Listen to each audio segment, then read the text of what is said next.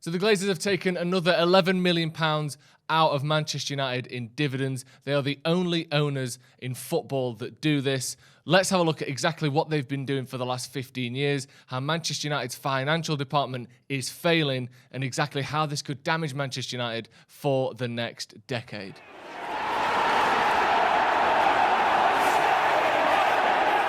Hello and welcome to Stretford Paddock. My name is Joe, and let's have a deep dive on Manchester United's financials. So we saw Richard Arnold, the new CEO of Manchester United, saying it as well as anyone could. We have to get this sorted for the future of the club, but what's happened is we've fucking burned through the cash. And we're going to look at exactly how United have burned through the cash and how that is now affecting everything going on at Manchester United. I say it's now affecting, how that has been affecting everything going on at Manchester United for the last 15 years. Essentially, from 2012, United's revenue had grown up until 2019. So we'd gone all the way up to £621 million in revenue. It's then dropped continuously since that mark, down to 509 and then down to 494 as of 2021. Some of that can be blamed on COVID, but some of that is also down to United not renewing sponsorships properly, United not taking advantage of market opportunities, and also, more importantly than any of that, United being so bad on the pitch for so long that sponsors no longer see us as a value proposition. That's another thing. United's prestige sort of used to paper over the cracks for the first few years with the Woodward regime.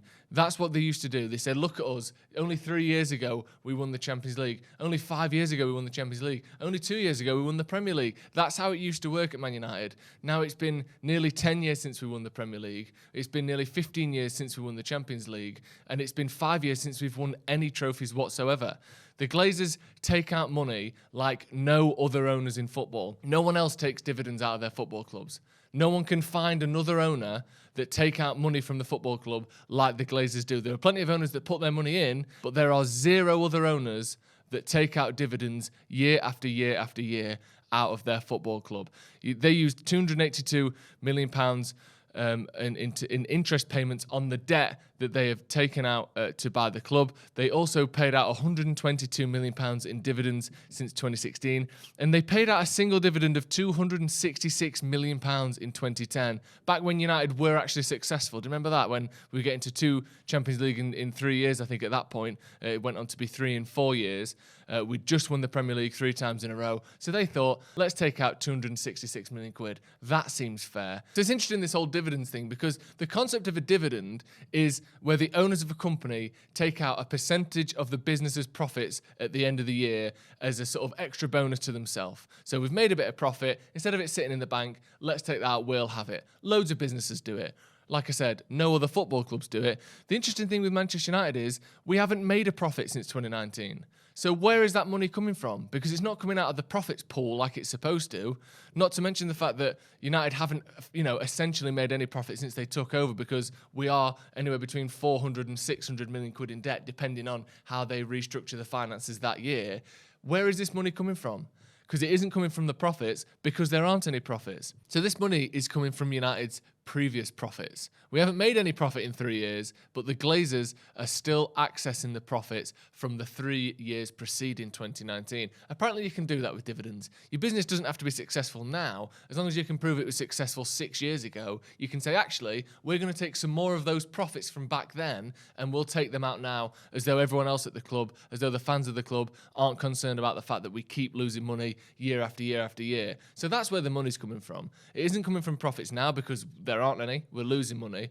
It's coming from profits from 5 or 6 years ago. So there you go. That's how, people at the top, people with, real big bank accounts work the system in their favour. So let's have a look at some of the revenues of Manchester United. As I said, we haven't made profit since 2019. United now ranked down in 5th in the Deloitte Money League, which is essentially a league that values the financial power of football clubs around the world. It's the first time ever that Manchester United have been below another English team. Man City now above Manchester United in that Money League.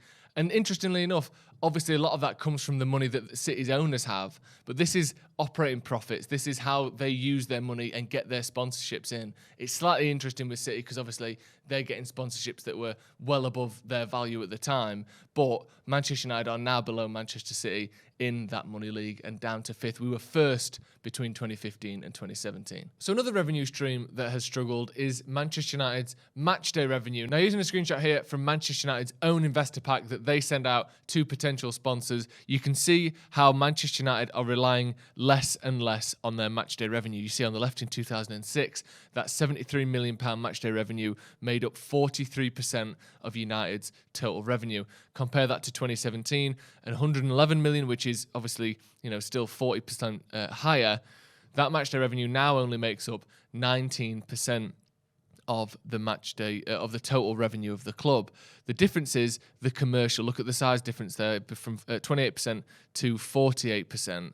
That is the thing that Manchester United are relying on. They're not relying on ticket sales. They're not relying on these sorts of things quite as much. They're relying on the commercial side of things, which isn't necessarily a surprise to any United fans. However, this is where the losses from sponsors that we are now seeing is becoming a big problem for Manchester United. When you take away relying on the fans and you start, building the whole business around relying on sponsors, and then you say things that Ed Woodward says, for instance, playing performance doesn't really have a meaningful impact on what we can do on the commercial side of the business, you'd better keep making money on the commercial side of the business. Because all of a sudden, the fans don't matter anymore, and all that matters is how much money you can get from your sponsors. Well, Manchester United's new shirt sponsorship deal with TeamViewer is worth significantly less than the Chevrolet deal that we signed previously. Now, according to Kieran Maguire in The Athletic, partly that is because the Chevrolet deal was above market value. Basically, we got a really good deal out of them. Now, this TeamViewer deal is slightly closer to the market value. Now,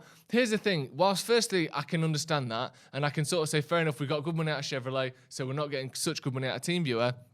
Part of me thinks, if we'd have kept winning games and winning trophies, maybe we would have got above market value from TeamViewer as well. Or maybe we would have been able to get a sponsorship from a company that people had actually heard of who had enough money to pay above the market value.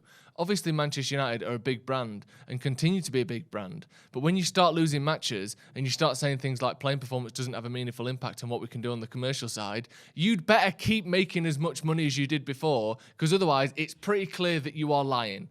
When you come out and say something like that, and then your next main sponsor, the kit shirt sponsor in the middle of the shirt, are paying you less now than they were 5-6 years ago, before inflation, before the fact that there's more money in football than there ever has been, then you start to look like liars, and you can see why people don't like that. Then when you start to factor in the amount of money that we've wasted on players, and if you want a full video on that, check out Manchester United's transfer policy that's basically, giving the club £1 billion worth of false promises. We did a full video on that yesterday. Check that out. But just to quickly summarise some of what's been going on since 2013, United have barely made profit on anyone. We've made profit on 2 players that we signed under Ed Woodward. Manchester United, in the same time, have lost £1 billion on transfers net spend. United have made only £104 million in sales since 2014, compared to 228 from City, 370 from Liverpool, and 568 from Chelsea. United have sold 5.5 times less than Chelsea have in the last 6 years. So it's no wonder why Man United's net spend is so diabolically poor. United, again, have made profit on only 5 players in the last decade, and only 2 of them have come since Ed Woodward took over. Those 2 players are Daley Blind, which we made a £2 million profit on, and Dan James, which we made around £10 million profit on. United don't know how to make money in the transfer market. That much is absolutely clear. And that's what happens when you have money people making football decisions. They buy players because they're a big name, not because they suit the system, not because they suit the manager, not because it's who the manager plays for. They do it so they get interactions on Twitter. And then all of a sudden they don't work, and now you're selling those players for substantially less than you bought them for, in some cases 12 months later, like Angel Di Maria. So again, back to that quote from Ed Woodward, playing performance doesn't really have a meaningful impact on what we can do on the commercial side of the business. Well, maybe it doesn't, but it seems as though TeamViewer think that it might. It seems as though, the managers that come and go believe, like Louis van Gaal believes, that commercial is put before everything. That seems to have an effect on the club. Again, the less you perform in the Champions League, the less money you earn. If you get to the round of 16, you get 9.6 million euros. If you get to the quarterfinal, you get 10.6, and for the semi-final, you get a further 12.5 million euros. That would be nice to have in the back pocket, wouldn't it? That would be nice to be able to invest in not just players, but the training ground, the stadium, the match day experience for fans. All of these things would make Manchester United an actual football club instead of this revenue-creating stream of shit at the hands of Ed Woodward and the Glazers. Now, looking forward a little bit, again, whilst I try to be optimistic about the financial side of Manchester United, it doesn't look particularly great. Not just have we wasted this money in the short and medium term, but United are now so far behind in terms of the investments that needed to go on for the last 15 years, i.e. with Old Trafford, with Carrington, with those sorts of facilities, that we now need to spend another £1 billion to fix them. Instead of spending 60 to 100 million pounds each year, topping up the stadium, topping up Carrington with a big investment every 3 or 4 years, United basically are at the point where we're discussing knocking down Old Trafford because it will cost so much to maintain it. That is absolutely abhorrent. Yes, maybe some fans would think it might be nice to have a new stadium like Tottenham. I understand that viewpoint.